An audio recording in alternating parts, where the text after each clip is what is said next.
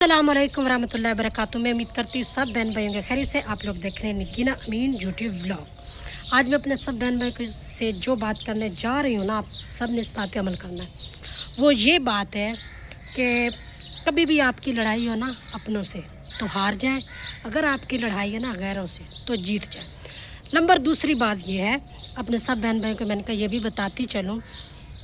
एक बहन का ये सवाल था, मैंने उस पर ये वीडियो बना रही हूँ कि अगर किसी की जैसे माँ नहीं है, हमारे यहाँ अक्सर बेटियों की बहनों की शादियाँ होती हैं कि किसी की माँ नहीं होती या किसी का बाप नहीं होता। ख़ास तौर जिनकी माएँ नहीं है ना, रिक्वेस्ट करती हूँ जो भी सासें ये मेरी वीडियो देख रही हैं, आप ना उनको ना माँ बन के दिखाया करें। आज के दौर में सबसे ज़्यादा कुर्बानी का बकरा पता कौन बना हुआ है? माइंड मत करना, जो एक भाई है या जो एक भाभी है। जो कुछ वो बर्दाश्त करते हैं ना, वो बाकी कोई और बर्दाश्त नहीं कर रहा।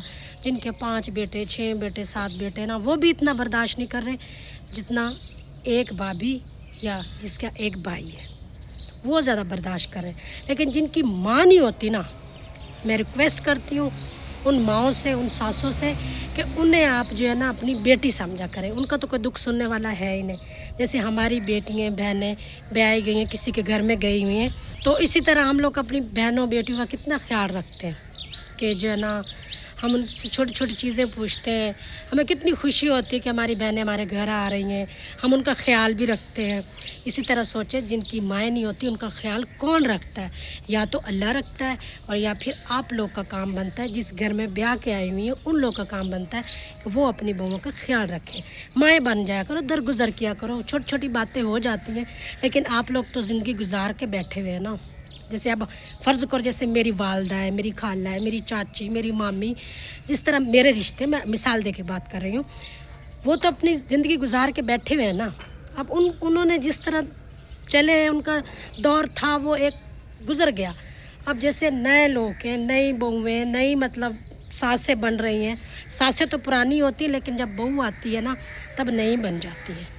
ये भी मैं वीडियो इसलिए बना रही हूँ कि आप लोग ना दरगुजर किया करें। नई नई सासें ना बनी करें, नई नई माएँ बना करें। ये आप उसको बेटी समझोगी ना तो वो भी आपको माँ समझेगी। अगर आप उसको बहू समझोगी, बेटी नहीं समझेगी, तो वो भी फिर आपको सास समझेगी। लेकिन आज के दौर में जो कुर्बानी का बकरा है ना, जो एक बेटा है वो ज़्यादा है। लेकिन ये वीडियो बनाने का मकसद ये नहीं कि मेरी अल्फाजों से किसी की दिल आज़ारी हो, नहीं। वीडियो बनाने का मकसद है कि दरगुजर करना सीखें। हमारी बेटी से गलती हो गई, हमने उसको माफ़ कर दिया। अगर हमारी भाभी से कोई गलती हो गई, या आप सास ये कह रही है अगर बहू से गलती हो गई, तो हमने सर पे रख लेना है कि इसने ये अल्फाज क्यों कहे, इसने ऐसे देखा क्यों है। ऐसे समझो वो भी आपकी बेटी है, उनकी बातें भी दरगुजर किया करें। अपना और अपनी फैमिली का रखें ख्याल। नगीना मीन आती है एक नए व्लॉग के साथ।